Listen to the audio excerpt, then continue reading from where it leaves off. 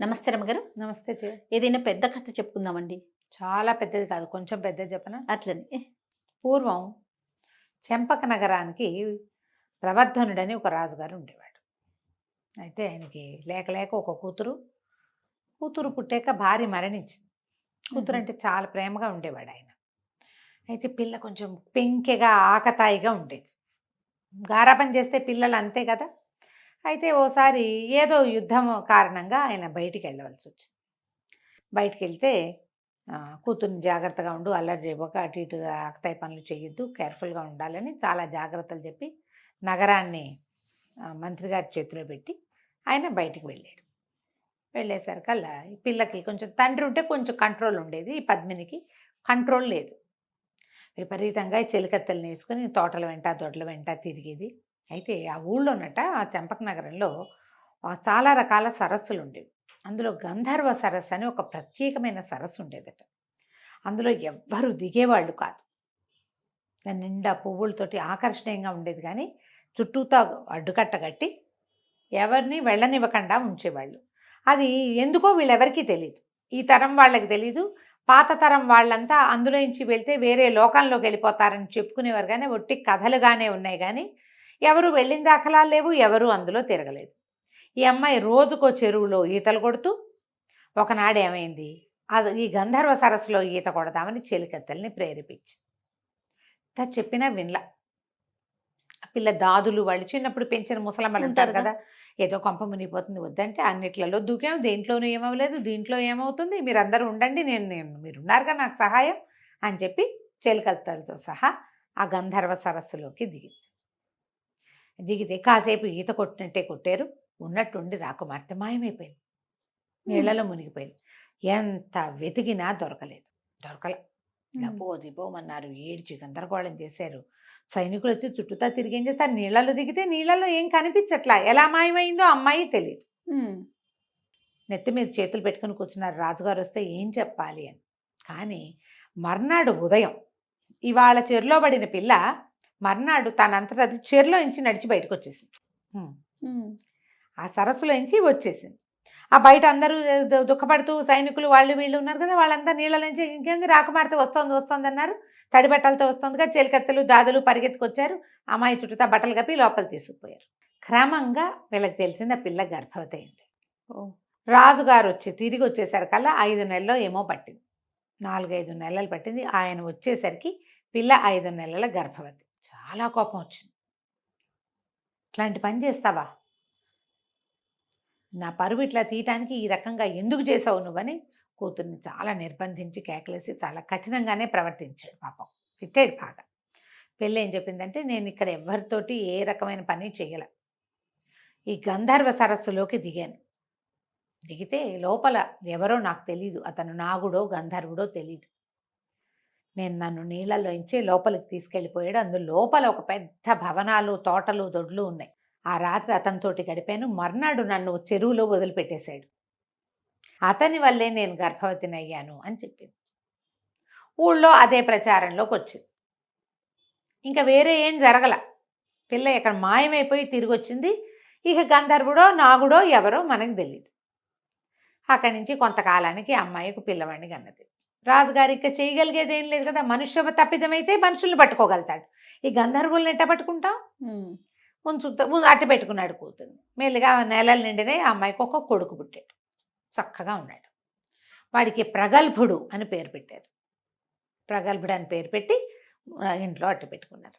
ఈ రాజుగారికి మనవడి మీద ప్రీతి వచ్చింది. చంటి బిడ్డను చూస్తే ఆటోమేటిక్గా వస్తుంది. పైగా మగపిల్లలు కలగలేదు, వీడే ఉత్తరాధికారి. ఇప్పుడు మా తండ్రికి కుమారుడు లేకపోతే కూతురు కొడుకే కదా ఉత్తరాధికారి. అంతేగా. ఆ రకంగాను వాడు ఎవరి కొడుకైనా కూతురు కొడుకు, తండ్రి ఎవరైనా సరే.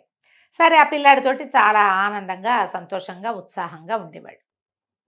పిల్లాడు కొంచెం చర్చర్లాడుతూ ఉండేవాడు. వాడు పెద్దగా ఎవరితోటి స్నేహంగాను అదిగాను ఉండేవాడు కాదు.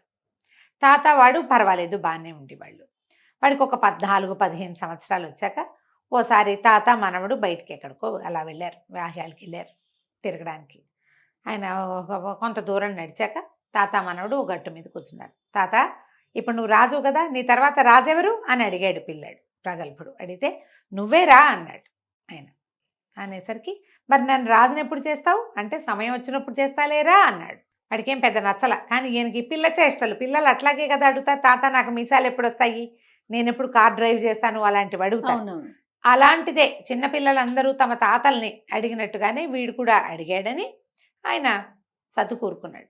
ఇంకొన్ని నెలలు పోయాక మళ్ళీ ఎప్పుడో ఒకరోజు వాళ్ళిద్దరే ఏకాంతంగా ఎక్కడికో తిరుగుతూ మళ్ళీ అడిగాడు, తాత నాకు ఎప్పుడు రాజ్యం ఇస్తావు అని. అనేసరికల్లా ఈయన అన్నాడు, ఏమిట్రా రాజ్యం అని పట్టించావు, నేను చచ్చాక రాజ్యం నీదే అన్నాడు. ఈ పిల్లాడని, నువ్వు ఎప్పుడు చేస్తావు, నేను ఎప్పుడు రాజును అవుతాను, చిచ్చి అన్నాడు. అనేసరికల్లా ఆయన అన్నాడు, ఏమిట్రా వేషాలు ఇస్తున్నావా, ఇట్లా పిచ్చి మాటలు మాట్లాడతారా, 15-16 ఏళ్ళు వచ్చినా నీకు బుద్ధి రాలేదు, పెద్దవాళ్ళతో ఎట్లా మాట్లాడాలో తెలీదు, నేను చచ్చాకే నీకు రాజ్యం వచ్చేది, ఇష్టం లేకపోతే పో అన్నాడు. అంతేగా అని వెళ్ళిపోయాడు కుర్రాడు, బయటికి వెళ్ళిపోయాడు. ఇక రాజ్యంలో ఉండకుండా, తల్లికి చెప్పకుండా ఈ రాజ్యంలో నుంచి బయటికి వెళ్ళిపోయాడు వాడు. ఓ గుర్రం వేసుకుని ఏదో కొంత ధనం పట్టుకుని కుర్రాడు ఈ రాజ్యంలో నుంచి బయటికి వెళ్ళిపోయాడు. ఈ రాజ్యానికి అవతలగా సువర్ణ రాజ్యం అని ఒక చిన్న రాజ్యం. ఇతను అడవిలో వెళ్తున్నప్పుడు ఆ సువర్ణ రాజ్యం తాలూకు రాజుగారు అయినటువంటి సువర్ణుడు ఆ అడవిలో వీడికి తారసపడ్డాడు. ఆయన దారి తప్పిపోయాడు, దాహంతో అలమటిస్తున్నాడు, ఎవరైనా సహాయం దొరుకుతుందేమోనని చూస్తున్నాడు. ఈ కుర్రాడికి అవన్నీ తెలుసు, వీడికి పటాలు గమనించే ప్రక్రియ బాగా అలవాటు, రూట్ మ్యాప్స్ బాగా చూస్తాడు. మ్యాప్ ఒకసారి చూస్తే కొంతమంది పిల్లలు మర్చిపోరు. అవును, మా ఇంట్లో కూడా ఉన్నాయి అట్లాంటి గ్రహాలు. ఒకసారి చూసారంటే వాళ్ళకి మరిపోయి ఉండదు. ఇతను ఏం చేశాడు, ఆయనకి ఆ పెద్ద రాజుగారికి మంచినీళ్ళు ఇచ్చి మరి ఆయనకి కొంచెం తిండికి ఏర్పాటు చేసి పళ్ళు గిళ్ళు కోసుకొచ్చి రాజ్యం ఈ అడవి దాటిచ్చి ఆయన రాజ్యపు బాట పట్టించాడు. పట్టిస్తే ఆయన, ఎవరబ్బాయివి నువ్వు ఏమిటి అంటే, నేను ప్రగల్భుడు అని పేరు చెప్పాడు కానీ ఫలానా రాజుగారి మనవండి అని చెప్పాల. నిజానికి సువర్ణ రాజ్యం వీళ్ళ రాజ్యానికి, చెంపక నగరానికి సామంతులు వాళ్ళు. ఏమన్నాడు, ఏం నేను వంటది కానీ నన్ను మీ దగ్గర పెట్టుకోండి అని అడిగాడు. అడిగేసరికల్లా జీతం ఏం కావాలి నీకు అని ఆయన అడిగేసరికి, నాకేం వద్దు, నాకు అవసరమైనప్పుడు సహాయం చేయండి, నేను అడిగింది చేస్తే చాలు, నాకు జీతం భత్యం ఏం అక్కర్లేదు, మీతో పాటు కోటలో ఉంటాను అంటే సరేనని రాజుగారితో పాటు ఆయన మందిరంలోనే ఉండేలాగా ఏర్పాటు చేసుకున్నాడు ప్రగల్భుడు. 4-5-6 సంవత్సరాల పాటు ఈయనతోటే ఉండిపోయాడు.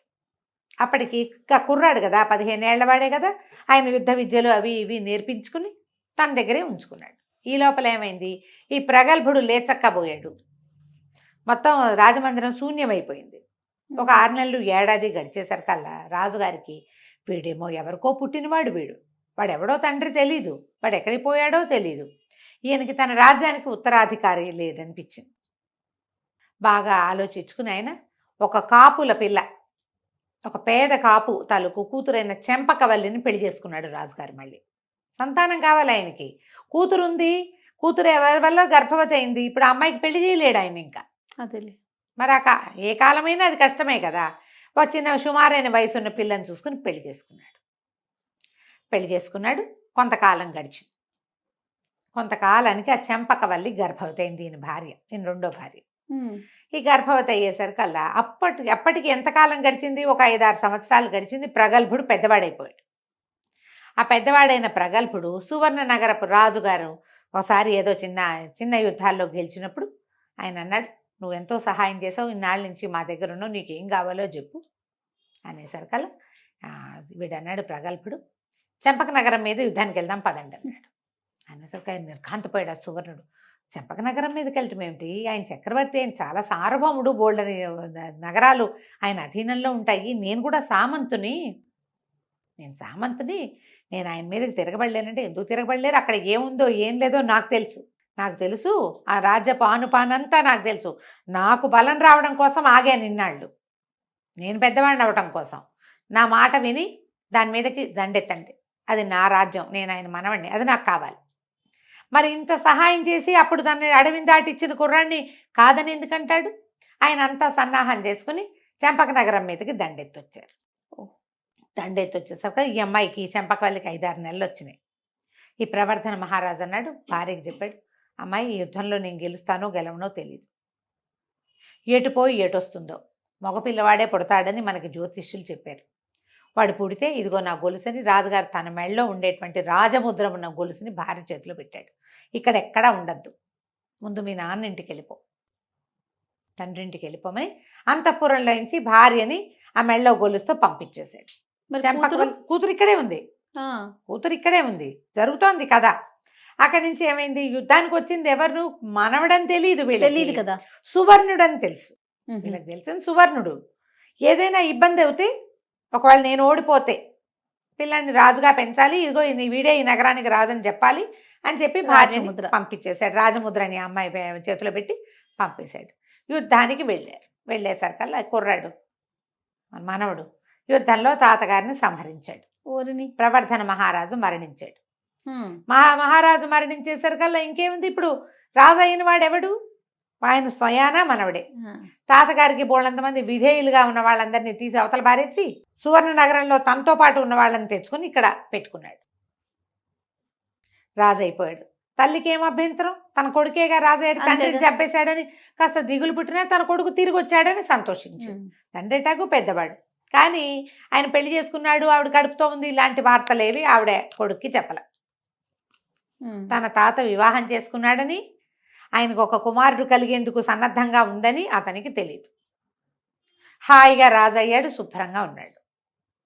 తీరా ఆవిడ కనే నాటికి వాళ్ళకి స్పష్టంగా తెలిసింది ప్రగల్భుడే రాజయ్యాడు.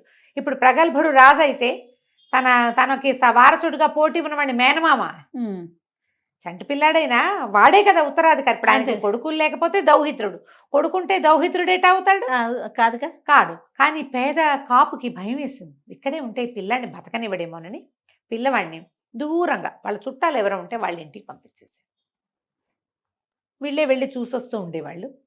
ఈమెకి పిల్లాడు పుట్టాడన్న సంగతి కూడా చుట్టుపక్కల ఎవరికి తెలియని వాళ్ళ వేరే వాళ్ళ ఇంట్లో వేరే ఊళ్ళలో పిల్లవాడిని పెంచుకున్నారు. రోజులు గడుస్తున్నాయి. ఈ ప్రగల్భుడు ఒక విచిత్రమైన ప్రవృత్తి ఉన్నవాడు, ప్రజాకంటకుడుగా మారిపోయాడు వాడు. ఎందుకంటే ముందు నుంచి చిరచిరే 15 ఏళ్ల పిల్లాడు తాతను ఎప్పుడు చస్తావని అడిగాడంటే వాడు ఏం గుండం వాడు కదా, రుసరుసలాడుతూ చిరచిరలాడుతూ ఉండేవాడు. సరే రోజులు గడుస్తుంటే ఏమైంది, 15 ఏళ్ళు గడిచినాయి. ఇట్లా 15 ఏళ్ళకి రాజుగారి అబ్బాయి కొంచెం పెద్దవాడు అయ్యాడు. రాజుగారి పేరు ప్రవర్ధనుడు కదా, పిల్లాడి పేరు ప్రద్యోతుడు అని పెట్టుకున్నారు. ఆ ప్రద్యోతుడికి ఒక 15 ఏళ్ళు వచ్చినాయి. వాడికి మంచి లక్షణాలు ఉన్నాయి. రాజుగారి అబ్బాయికి సహజంగా కొన్ని ఉంటాయి కదా, చుట్టుపక్కల వాళ్ళంతా వాడిని యువరాజుని గౌరవించినట్టు గౌరవించేవాళ్ళు. 15 ఏళ్ళు వచ్చాక నేను ఇక్కడ ఎందుకు ఉండాలి, మా అమ్మని తాతతో పాటే ఉంటాను, నా తండ్రి ఎవరో తెలుసుకుంటానని వాడు వెనక్కి వచ్చేసాడు. ఈ నగరానికి వచ్చాడు, చెంపక నగరానికి. వస్తే చెంపక నగరంలోకి ప్రవేశించగానే తల్లి చెప్పింది, నాయన నువ్వు రాజకుమారుడివి, ఇదిగో ఇది మన పరిస్థితి, ఇలా జరిగింది, ఇదిగో నీ తండ్రి రాజముద్ర అని అది మెళ్ళో వేసి. సరే నేను అదేమిటో చూడాలి, అతను ఎవరో చూడాలి అని వీడికి వచ్చిందనమాట. మేనమామని చూద్దామా, మేనల్లుండి చూడాలి. మేనమామేమో చంటి పిల్లాడు, చిన్నపిల్ల, మేనల్లుడేమో రాజు. సరే అక్కడి నుంచి తీరా ఊళ్ళోకి నగరంలోకి వెళ్తే వీళ్ళు నగరం చుట్టుపక్కల ఉన్న చిన్న చిన్న ప్రాంతాల్లో ఉంటున్నారు. మెయిన్ నగరంలోకి వెళ్ళేసరికి రాజుగారి గురించి అనేక గాలి వార్తలు ఉన్నాయి. ఏమిటి, రాజుగారు రోజుకు ఒకరిని పిలుస్తాడు, ఆయనకి తెల్లవార్లు కథలు చెప్పాలి, కథలు వింటూ ఉంటాడు, ఆయన నిద్ర పట్టదు. కథలు నచ్చితే సరే, ఆ కథ నచ్చకపోతే కథ చెప్పిన వాడి మెడ ఉత్తరిస్తాడు. ఎంతమంది చచ్చిపోయారో ఇప్పటికి. ఇది అన్ని చోట్ల విన్నాడు. మరి దుర్మార్గుడు రాత్రంతా కథ చెప్పించుకున్నావు, నచ్చిందో నచ్చలేదో చంపేయటమే ఎవరికి నచ్చుతుంది అది. ప్రజాకంటకుడు, ఆయనకు ఒక కొడుకు పుట్టినా బాగుండేది, వీడిని భరించాల్సి వస్తుంది, వీడు ఎవడికి పుట్టాడో తెలీదు అని సణుక్కుంటూ ఉండేవాళ్ళు. ఈ మాట వచ్చేస్తుంది చూడు పాపం. మరి తల్లి తప్పున్నా లేకపోయినా. అక్కడి నుంచి రోజులు గడిచిన ఈ పిల్లాడు బాగా ఆనుపాను తెలుసుకుని సరే ఒకరోజు రాజభవనంలోకి వెళ్ళాడు కథ చెప్పడానికి. రాజభవనంలోకి వెళ్ళాడు. అప్పుడే వంటశాల వైపుకి వెళ్తే వడ్డనలు చేస్తున్నారు. ఈ అబ్బాయి కూడా చకచకా వెళ్ళి అక్కడ కూర్చుంటే ఎవరేంటి రాజుగారికి కథ చెప్పడానికి వచ్చాను వడ్డించన్నాడు. తెల్లబోయారు వాళ్ళు. రాజుగారికి కథ చెప్పేవాడు చస్తునో దేవుడు అన్నట్టు వస్తాడు. అవి ఎట్లా వెళ్తాయి, రోజుకొక ఇంట్లో నుంచి సెలెక్ట్ చేస్తారు. అదే ఈ పేద కాపు గారింటికి కూడా వచ్చింది కబురు. ఆయన ఏమన్నాడు, ఈ కబుర్లు చెప్పడానికి కథ చెప్పడానికి వెళ్ళి చచ్చిపోతా ఎట్లాగూ పెద్దవాడిని కదా అంటే, రాకుమారుడి మనవాడు ఏమన్నాడు, ప్రద్యోతుడు నువ్వు వెళ్ళొద్దు, నాకు ఎట్లాగూ వెళ్ళాలనే ఉంది, నేనే వెళ్తానని వచ్చాడు. ఆ ఇంటి నుంచి మనుషులు రావటం, వాళ్ళు ఏడుస్తూ వస్తారు. ఎందుకంటే కథ నచ్చుతుందో నచ్చదో తెలియదు.